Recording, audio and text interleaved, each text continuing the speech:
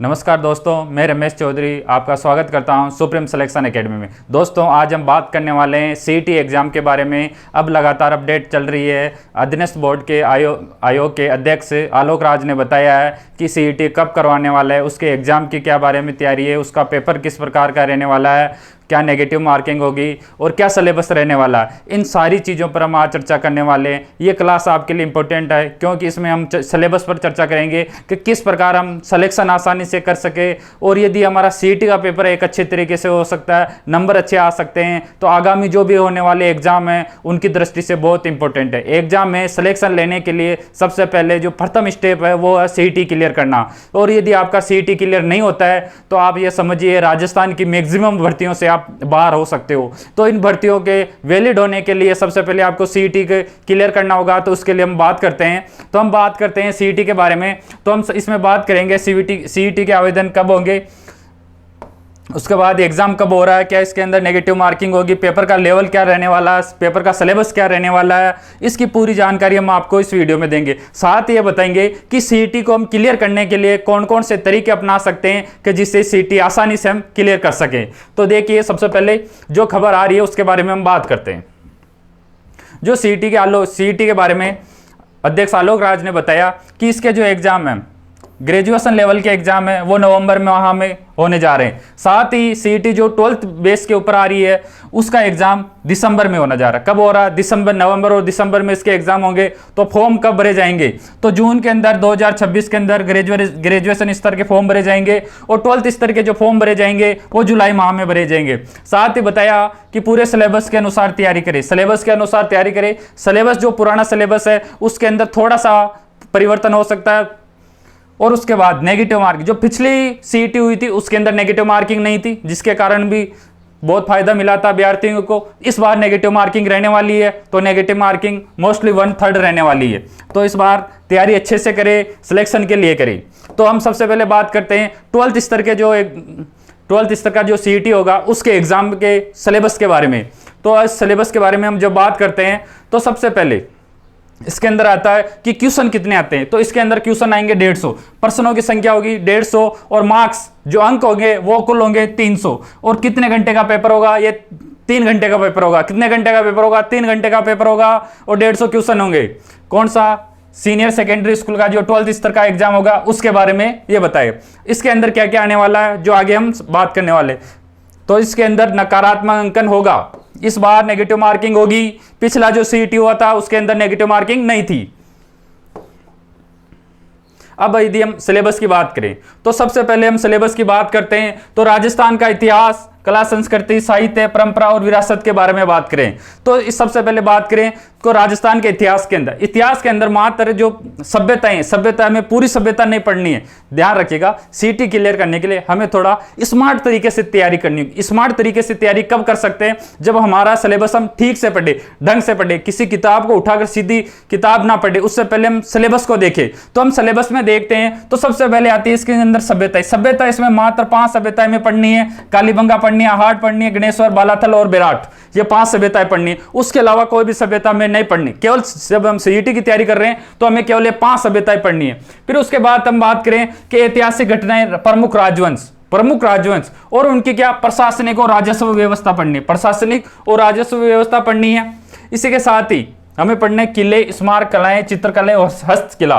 तो इसमें कई बार क्वेश्चन डायरेक्ट सीधा यहां से किले से इस बार अच्छे क्वेश्चन आ रहे हैं। तो इस टॉपिक को ठीक से पढ़िए। चित्रकला और हस्तकला से भी अच्छे क्वेश्चन आ रहे हैं। तो आप किसी किताब को उठाने के बजाय सिलेबस से मैच करके उस किताब को पढ़िएगा, तब पढ़ने का मजा आएगा और सिलेक्शन आ चलेगा। और सबसे बात, राजस्थान का जो मॉडर्न हिस्ट्री है उसके अंदर स्वतंत्रता आंदोलन, राजनीतिक और प्रजामंडल आंदोलन, इसको ढंग से पढ़िए क्योंकि यहां से क्वेश्चन मोस्टली आता है। सबसे इंपॉर्टेंट टॉपिक यहां पर प्रजामंडल आंदोलन है, यहां से क्वेश्चन आने की सर्वाधिक संभावना रहती है। और साथ ही प्राचीन सभ्यताएं, मात्र 5 सभ्यताएं पढ़नी है, सारी सभ्यताएं अपन को नहीं पढ़नी है। फिर हम बात करें राजस्थान का एकीकरण, 4 से 5 पेज है, आराम से इसे एक क्वेश्चन आप तैयार कर सकते हो। बोलियां और साहित्य, यहां से भी एक अच्छा क्वेश्चन आ सकता है। लोक संगीत और लोक नृत्य, संत, कवि, योद्धा, लोक देवता और लोक देवियां, मेले, त्योहार, रीति रिवाज, वेशभूषा और आभूषण। यह था राजस्थान का कला संस्कृति का टॉपिक। और हिस्ट्री का, जो सीईटी के एग्जाम में यहाँ से क्वेश्चन आने वाले, सारी कला संस्कृति या इतिहास पढ़ने की जरूरत नहीं है। जो यहाँ पर सीधे सीधे टॉपिक लिखे हैं वो हमें पढ़ने की आवश्यकता है। अब हिस्ट्री के बाद हम बात करें तो राजस्थान के भूगोल की बात करते हैं। राजस्थान के भूगोल की बात करें और भारत के भूगोल की बात करें तो राजस्थान के भूगोल में पूरा इंडिया का या राजस्थान का भूगोल नहीं पढ़ना। राजस्थान के भूगोल में हम बात करें तो राजस्थान की जलवायु, वनस्पति, मृदा, नदी, बांध, झीलें, साथ में प्राकृतिक संसाधन, खनिज एवं संपदा, यहाँ सभी मोस्टली क्वेश्चन आता है। फिर उसके बाद जल संसाधन, पशु संपदा, वन्य जीव अभ्यारण्य, संरक्षण, जनसंख्या।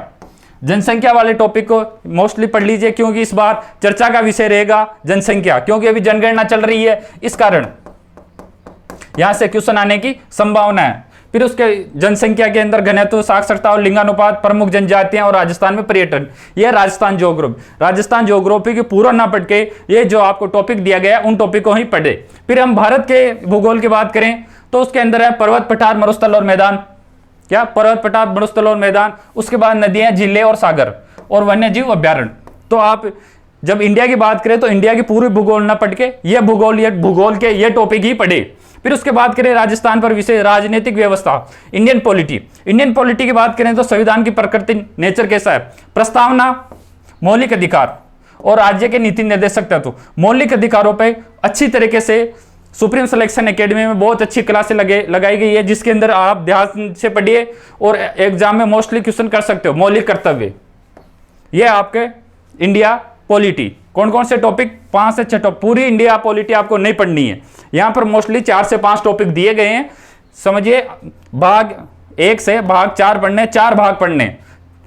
कौन से? 4 भाग पढ़ने।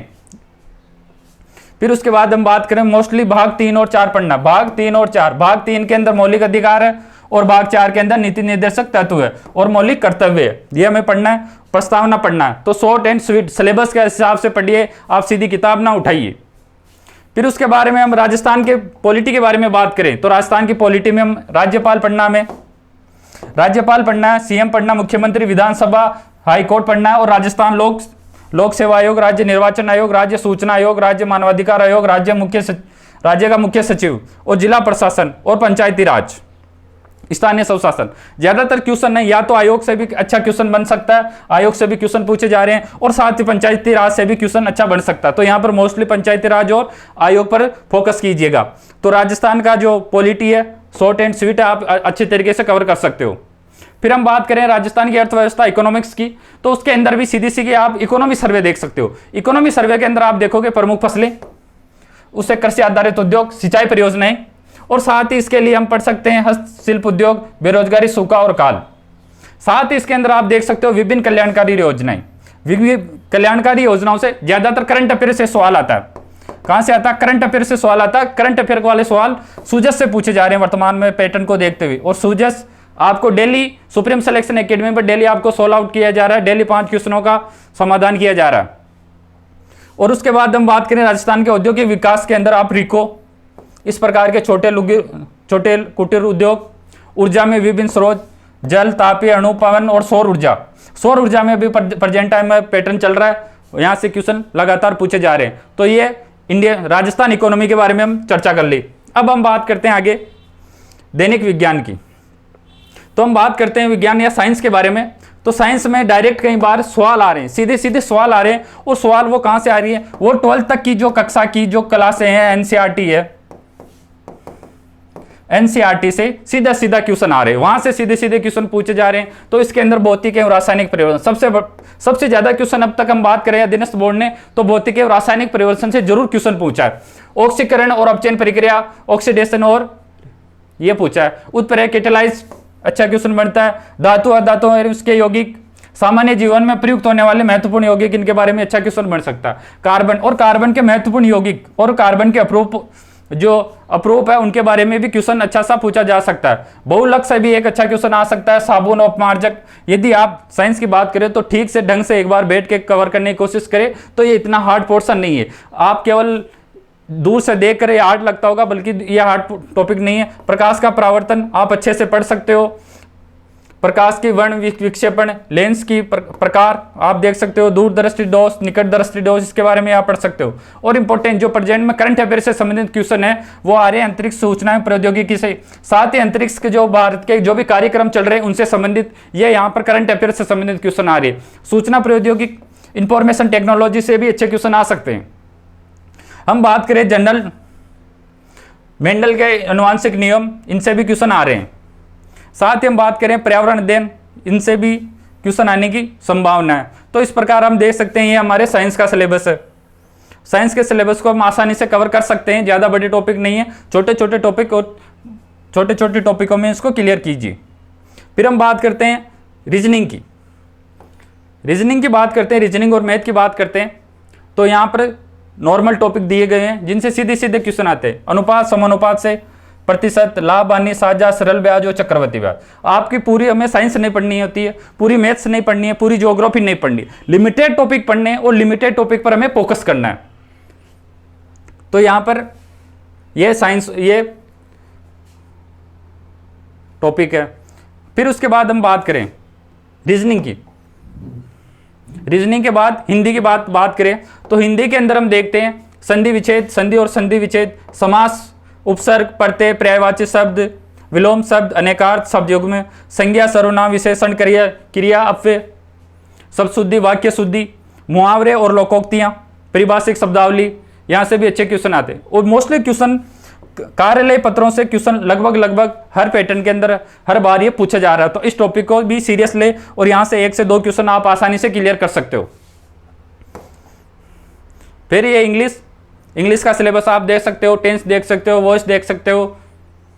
फिर हम बात करें कंप्यूटर से 5 से 6 क्वेश्चन आने की संभावना रहती है और बहुत आसान क्वेश्चन आते हैं यहाँ पे। इसके अंदर सबसे सीधी सी बात है, आपको रैम, रोम, फाइल सिस्टम, इनपुट और आउटपुट के बारे में जानना है। इनपुट डिवाइस कौन से, आउटपुट डिवाइस कौन से।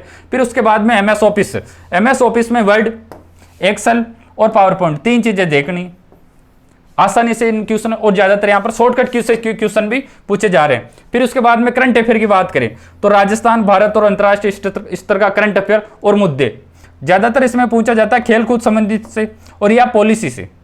करंट अफेयर की बात करें तो यहाँ पर कोई राजस्थान सरकार की पॉलिसी आई है, कोई योजना आई है, खेल कूद है, और या कोई ऐसा अपडेट जो विश्व स्तर पर या राज्य स्तर पर इंपॉर्टेंट है, वो हम यहाँ पर देख। तो ये था 12th स्तर का सिलेबस। आगे हम जो क्लास आएगी उसके अंदर हम ग्रेजुएशन स्तर के सिलेबस की बात करें। अब हम बात करते हैं, यदि हम इस सिलेबस के बाद बात करें तो ये देखने में सभी सब्जेक्ट इसके अंदर शामिल है। सिलेबस के अंदर सारे सब्जेक्ट यहाँ पर शामिल है, परंतु हम इसको ढंग से पढ़े, कवर करें तो हम देख सकते हैं कि राजस्थान की जो कला संस्कृति है उससे लिमिटेड सब्जेक्ट है, लिमिटेड टॉपिक है, उसको हम पढ़ सकते हैं। फिर हम इसके बाद बात की भारत और राजस्थान के भूगोल की बात करें तो राजस्थान के भूगोल के लिमिटेड टॉपिक है, साथ ही भारत के भूगोल के भी लिमिटेड टॉपिक है। तो अब हम बात करें तो कई स्टूडेंट ऐसे हैं जो साइंस के हैं और उन्हें जीके के अंदर कहीं ना कहीं प्रॉब्लम है। तो उनके लिए ये है कि आप जो साइंस वाला पोर्शन है, साथ ही जो कंप्यूटर वाला पोर्शन है, करंट अफेयर वाले पोर्शन को आप सभी प्रकार, जो किसी भी प्रकार का स्टूडेंट है, यदि आपको सिलेक्शन चाहिए तो करंट अफेयर पर आपको मजबूत करना होगा। करंट अफेयर के बिना आप यदि एग्जाम में जा रहे हो तो अपने आप में एक ना एक आप सब्जेक्ट छोड़ के जा रहे हो और कहीं ना कहीं आप एक कदम पीछे ले रहे हो। यदि करंट अफेयर छोड़ के जा रहे हो तो करंट अफेयर को बिल्कुल भी छोड़कर नहीं जा रहा है। करंट अफेयर को लास्ट के एग्जाम के 3 से 4 महीने का करंट अफेयर कम से कम आपको पढ़ना होगा। हिंदी सामान्य हिंदी, इसको भी आप आसानी से कवर सकते हो। यदि आप 1-2 बार अच्छे ठीक से रिवीजन करें तो आप हिंदी को भी कवर कर सकते हो। इंग्लिश भी ज़्यादा हार्ड नहीं आती है, नॉर्मल इंग्लिश आती है, तो आप इंग्लिश को भी कवर कर सकते हो।